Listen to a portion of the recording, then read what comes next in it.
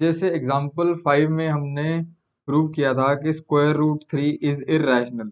ठीक है, तो जैसे स्क्वायर रूट 3 के जो स्टेप्स थे वैसे ही स्क्वायर रूट ऑफ 2 हो, स्क्वायर रूट ऑफ 5 हो, square root of 7, root 11, root के अंदर जितने भी प्राइम नंबर हैं वो तो कंफर्म है, वो इर्रेशनल नंबर है ही है ना।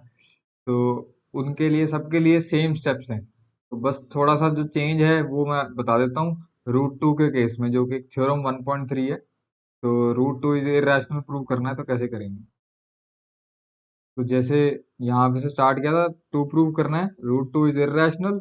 फिर उसके बाद पहला स्टेप क्या था, let us assume root 3 rational किया था, अब रूट 3 की जगह रूट 2 कर दो। ठीक है, बाकी सब सेम है।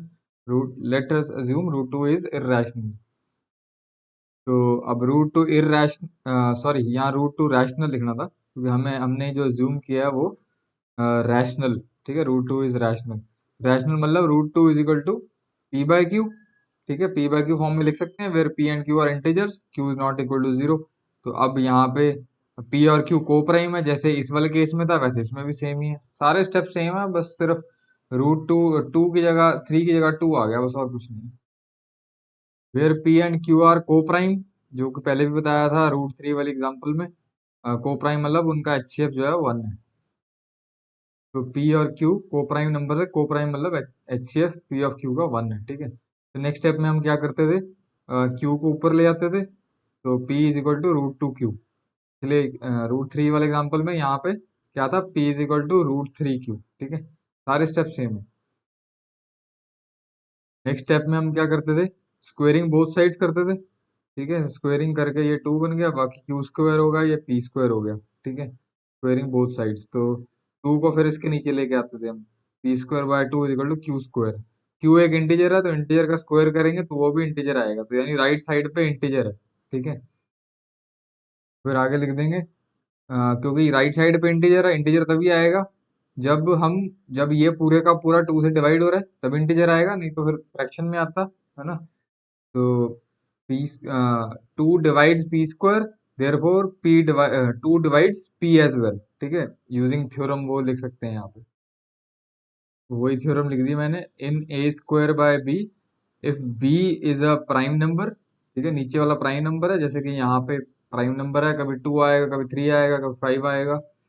So b is a prime number and b divides a square, then b will divide a as well। ठीक है, यूजिंग थ्योरम एक बार लिख दिया। और ये मैंने इक्वेशन नंबर 1 ले लिया इसको, और इसको इक्वेशन नंबर 2 ले लिया, आगे काम आएंगे ये, इसलिए इक्वेशन नंबर डाल दो। तो नेक्स्ट स्टेप में 2 डिवाइड कर रहा है p को, इसका मतलब 2 डिवाइड कर रहा है p को, तो यानी कि एक इंटीजर आएगा, है ना। जैसे 6 को 2 डिवाइड कर रहा है तो यहाँ पे इंटीजर आएगा, ऐसे नहीं आएगा कि 3.5 या कुछ, पूरा पूरा डिवाइड कर रहा है तो डेसिमल में नहीं आएगा। तो k एक इंटीजर हो गया। ठीक है, k की जगह मतलब मैं यहाँ पे ये जो 3 लिखा है वो k है। एक एग्जांपल देके समझा रहा हूँ। ये जो 2 है इसको मैं ऊपर ले गया, तो p is equal to 2k। अब इसको डालना है हमको फर्स्ट इक्वेशन में। ठीक है, सॉरी फर्स्ट में नहीं डालना, सेकंड इक्वेशन में डालना है। सेकंड कौन सी थी, ये वाली, p square is equal to 2 q square, ये वाली। यहाँ पे हमको पी की वैल्यू डालनी है और क्यू की वैल्यू निकालनी है। ठीक है, तो ये थी हमारी first equation, sorry second equation. इसमें हमने पी की वैल्यू डाल दी 2k, तो आगे सॉल्व कर लेते हैं। तो नेक्स्ट स्टेप में क्या हुआ, पी की वैल्यू डालने के बाद ये हो गया 4k स्क्वायर, ये सेम है, 2 से इसकी कटिंग हो गई, तो ये बचा 2k square equal to q square. Next step में क्या किया, इस 2 को इसके नीचे ले गए। ठीक है, सो अब हमने पीछे किया था कि k जो है वो एक इंटीजर है, तो k इंटीजर है तो k स्क्वायर भी इंटीजर होगा। जैसे -2 एक इंटीजर है तो स्क्वायर करूंगा तो भी इंटीजर ही आएगा। ठीक है, तो यानी k स्क्वायर भी एक इंटीजर है। तो अब लेफ्ट साइड अगर इंटीजर है तो इसका मतलब कि क्यू स्क्वायर जो है वो 2 से पूरा पूरा डिवाइड हो रहा है ना। तो मैं लिख दिया हेयर 2 डिवाइड्स क्यू स्क्वायर, सो 2 डिवाइड्स क्यू एज वेल। वही जो थ्योरम ऊपर अभी लिखी थी मैंने, सेम वही दोबारा से लिखनी है। तो बस यहाँ पे वो दोबारा से पूरी थ्योरम लिखने की जरूरत नहीं है, बस इतना लिख दो यूजिंग अबव थ्योरम।